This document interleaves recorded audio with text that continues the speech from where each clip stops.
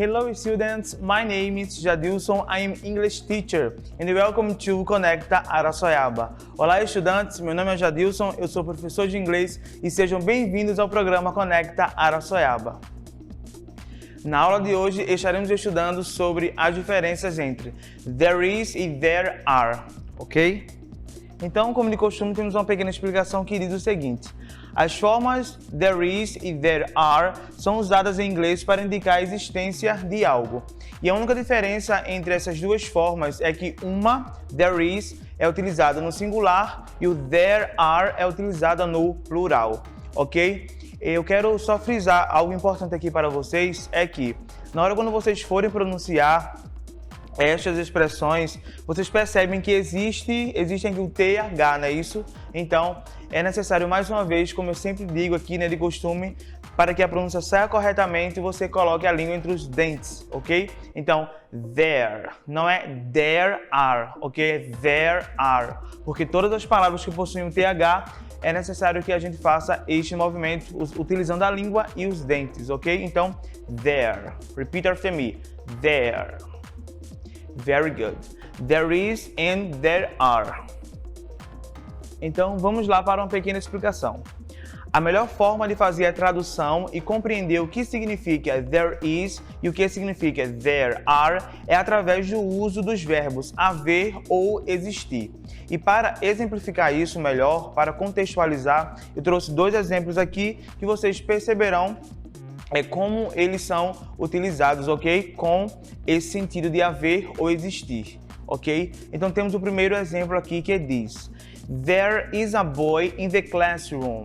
E a tradução é o seguinte: há um menino na sala, ou seja, tem um menino dentro da sala, right? Repeat after me. There is a boy in the classroom. Your time. Very good. There is a boy in the classroom. E temos aqui o segundo exemplo que diz: There are two boys in the car. Há dois meninos no carro.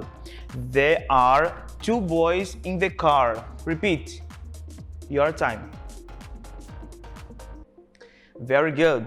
There are two boys in the car. Há dois meninos no carro. Então, é basicamente nesse sentido aqui, ok? De sempre existir ou haver alguma coisa em algum lugar, right? E como todos os assuntos que nós trouxemos aqui, sempre existem as questões das formas, né? Que nós podemos utilizar. Então, forma afirmativa, negativa e interrogativa.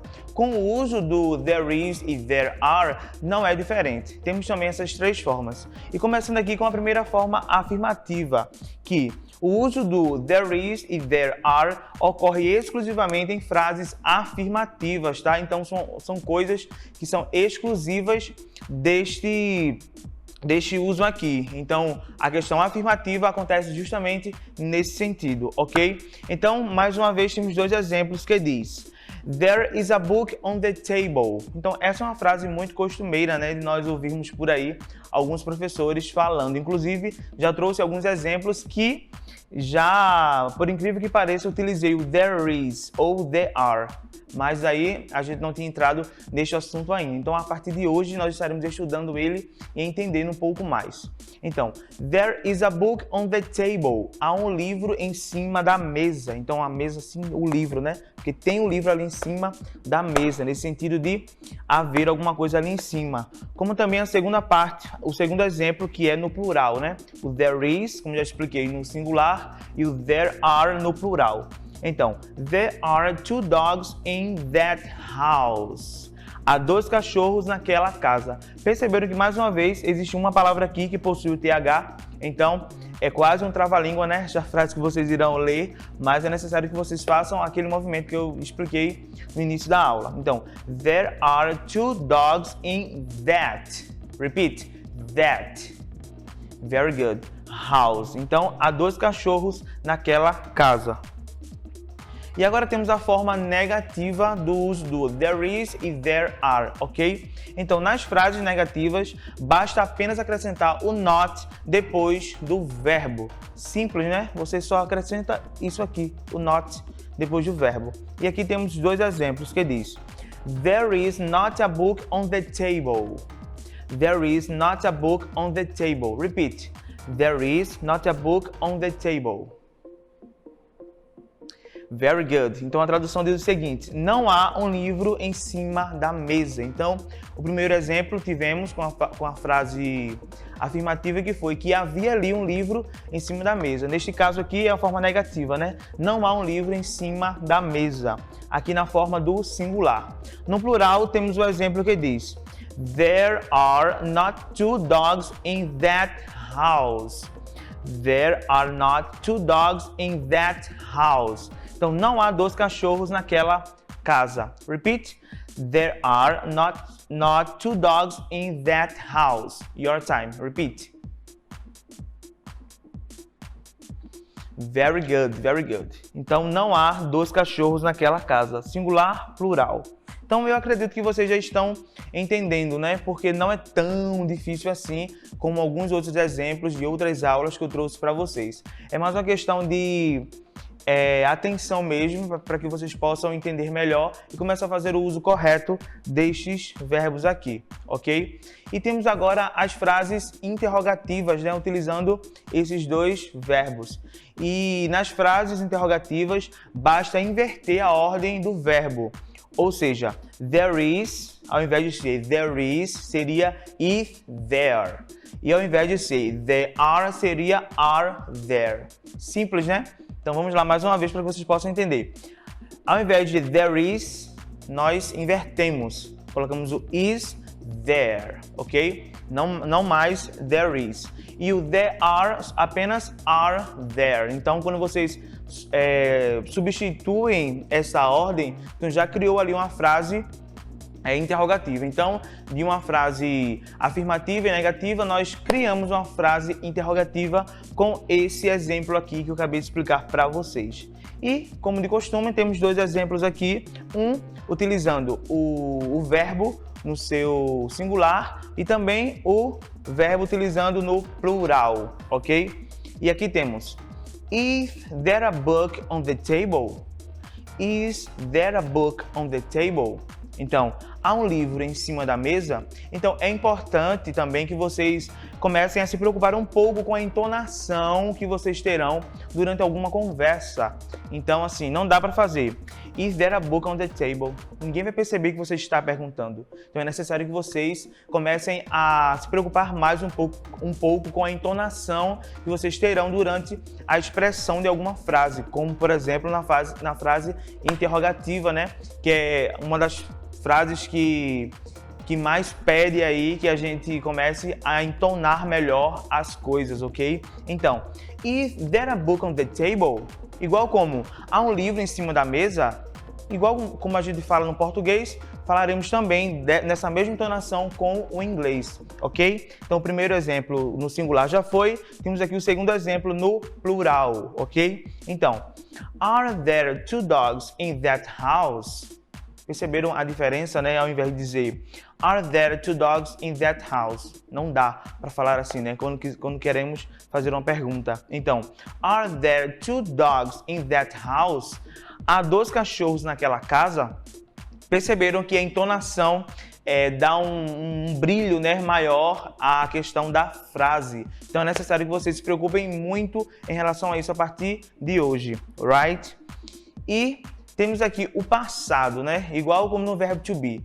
Temos o presente e nessa questão desse verbo aqui, nessa questão do there is e there are, temos também a questão do passado desses verbos, que é muito importante para que vocês possam enriquecer o vocabulário da língua inglesa de vocês, ok? Então, a construção de frases com there is e there are no passado é feita através da flexão dos verbos is e are, igual no verbo to be, que devem ser usados no passado. Então, tudo vai mudar aqui a partir de agora, tá? Então, muita atenção. Então, aqui seria o was, de was, e o are seria para were, ok? W-E-R-E, were. Repeat, were. Então, nós utilizaremos essa parte agora no passado, ok? E temos aqui dois exemplos na forma afirmativa do passado. porque igual como tem a forma afirmativa do presente, temos também a forma afirmativa do passado. Então, there was a book on the table. Então, havia um livro em cima da mesa. Então, está no passado, ok? Então, utilizamos o was quando queremos nos referir ao singular da frase. There was a book on the table. Havia um livro em cima da mesa. Como também no plural, que utilizamos o were. Então, ao invés de was, utilizamos were, ok? Então, dizemos assim. There were two dogs in that house. There were two dogs in that house, ok? Perceberam que quando eu vou falar essa frase aqui, eu preciso, ou melhor, essa palavra aqui, eu preciso, né, como posso dizer, pronunciar ela com mais força, né? Para que as pessoas possam entender que eu estou pronunciando esta palavra corretamente. Então, that. Então, eu preciso abrir um pouco a minha boca para que vocês possam entender esta pronúncia que eu estou falando, ok? Então, there were two dogs in that house.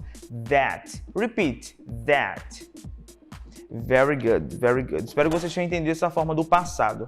Então, como temos a forma afirmativa, temos também a forma negativa do passado. Então, para formar as frases na negativa, basta usar o not depois do verbo. Igual como a questão do presente, né? Desses verbos aqui.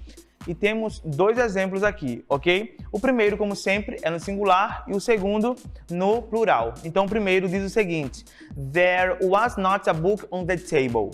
Então, não havia um livro em cima da mesa. E o segundo, no plural, diz There were not two dogs in that house. Não havia dois cachorros naquela casa. Então, o was no singular e o were no plural, ok? E agora temos a forma também interrogativa do passado. E que para escrever frases na interrogativa, basta inverter a ordem do verbo. Ou seja, ao invés de ser there was, seria was there, ok? E ao invés de ser there were, seria were there. Um pouquinho complicado, né? Vou repetir mais uma vez. Ao invés de ser there was, seria was there para o plural. E ao invés de ser there were, seria were there no plural, ok? Duas formas aí, né? Singular e plural, right? Então, para exemplificar melhor, temos dois exemplos aqui. Was there a book on the table?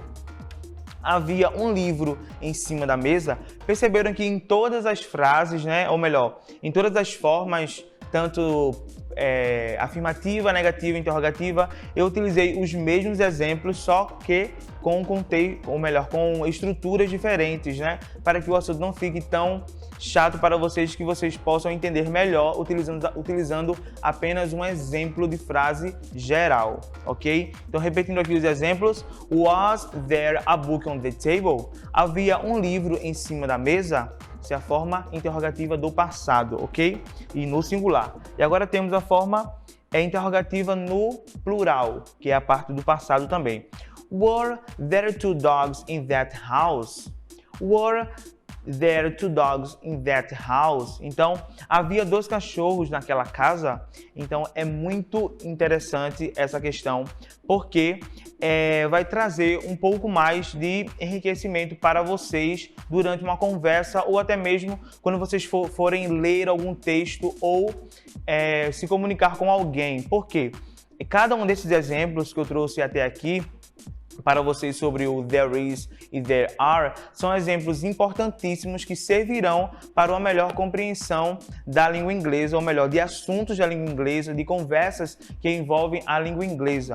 Então é muito importante que vocês foquem neste assunto, não assistam apenas essa minha aula. Na internet, por exemplo, tem uma variedade de professores de assuntos que poderão trazer exemplos mais profundos sobre estes exemplos aqui que eu trouxe. Então é importante também que vocês comecem a praticar. Então, pegue aí a caneta, o papel, para que vocês possam formar frases afirmativa, negativa e interrogativa, tanto no presente quanto no passado e também no futuro. Então, a questão do futuro eu quero trazer aqui na próxima aula para vocês e, claro, trarei também alguns exercícios para que vocês possam fazer, ou melhor, resolver aqui juntamente comigo, ok?